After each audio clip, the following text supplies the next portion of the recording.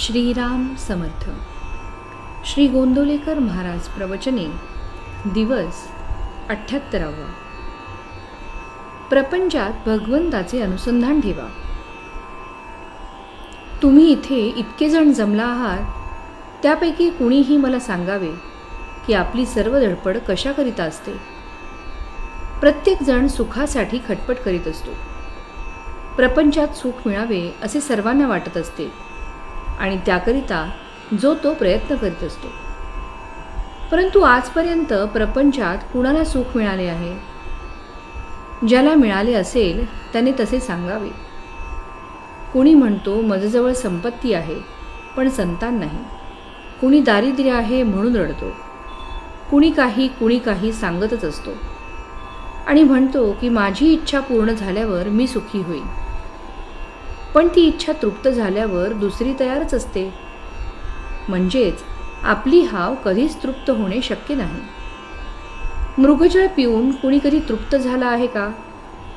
प्रपंचच जिथे खोटा तिथे सुख कसले मागता? याचा अर्थ असा नाही की प्रपंच सोडावा, पण तो सुखाचा कसा होईल हे पाहत जावे. मी तुम्हाला खात्रीने सांगतो की प्रपंच जर सुखाचा करायचा असेल तर त्याला एकच उपाय आहे. तो अगदी सोपा आहे. तो म्हणजे प्रपंच माझा नाही, तो रामाचा आहे असे म्हणा म्हणजे झाले. हे दिसण्यात सोपे आहे, पण आचरणात आणायला अत्यंत कठीण आहे. ते परमात्म्याची कृपा झाल्याशिवाय साधायचे नाही. याकरिता रामाला अनन्य भावाने शरण जावे म्हणजे त्याची कृपा होईल. त्याच्या कृपेला तुम्ही देहबुद्धीचा बंधारा घालू नका.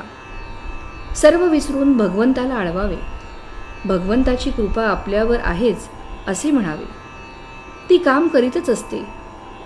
आपण आपल्या शंकेने ती झाकून टाकू नये. आपण भगवंताला म्हणावे, भगवंता मी सर्वस्वी तुझा आहे. माझा प्रपंच हा तुझाच आहे. तुझी भक्ती कशी करावी हे मला माहीत नाही. तू मला मार्ग दाखव. तू जी करशील त्यात मी सामील होईन अशी अगदी मनापासून प्रार्थना करावी. मग तो ठेवील त्या परिस्थितीमध्ये आपण अगदी आनंदात राहावे. तुम्ही इतके कष्ट घेऊन मला भेटायला येता, पण रिकामे परत जाता हे पाहून मला वाईट वाटते. माझ्याजवळ जे आहे ते तुम्हाला व्यावहारिक जगात कुठेही मिळायचे नाही. ते म्हणजे भगवंताच्या नामाचे प्रेम होय. जे संतांनी सांगितले आहे तेच मी सांगतो. ते सत्य आहे असे मनापासून समजा. खरोखर राम तुम्हाला सुखी करील. तुम्हाला माझा आशीर्वाद आहे की तुम्हाला नामाचे म्हणजे भगवंताचे प्रेम खात्रीने लाभेल. तात्पर्य, सुखाने प्रपंच करा, पण त्यामध्ये भगवंताचे अनुसंधान ठेवा. श्रीराम समर्थ.